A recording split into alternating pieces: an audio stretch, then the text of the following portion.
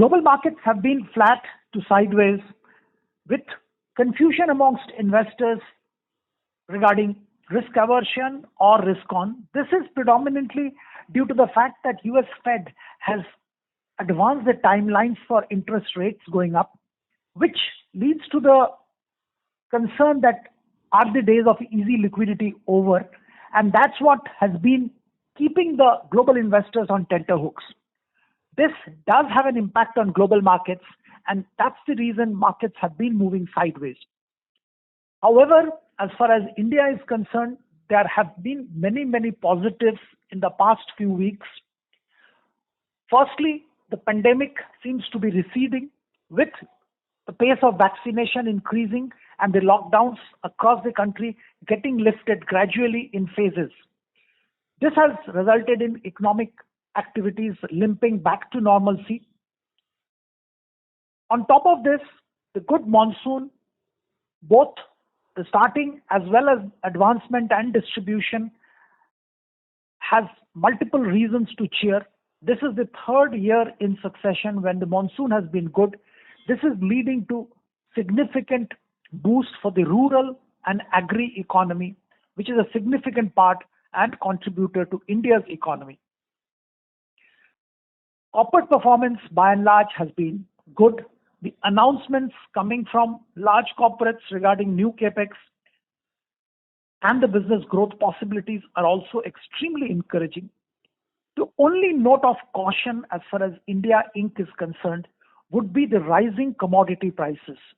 While in the short term, there may be opportunities to play this trade and make money, the medium to long term, there would be concerns. India is a net importer of multiple critical commodities, not only oil, and this does raise concerns and cost for India Inc.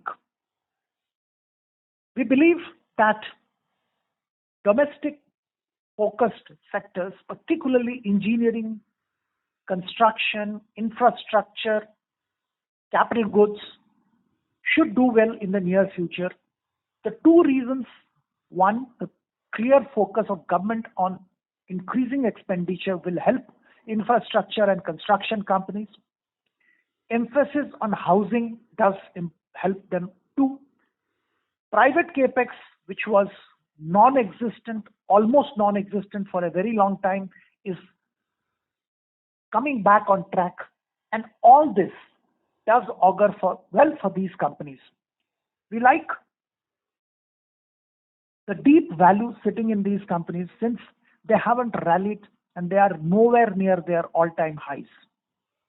Companies like Larsen & Toubro, Mahindra & Mahindra can definitely be added to an investor's portfolio at current levels.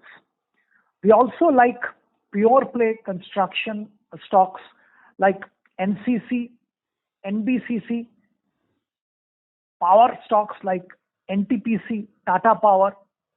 All these should see significant upside in the coming years, and an investor will do well to add this to their portfolio in the current market. Overall, we still maintain our positive bias for Indian markets. However, the investor needs to be extremely stock specific and careful in selecting stocks. As far as metals and minerals are concerned, there is possibility of making money in the short term, but investor needs to be nimble. While the commodity super cycle is on, the prices are at all-time highs, and exercising caution would be absolutely critical.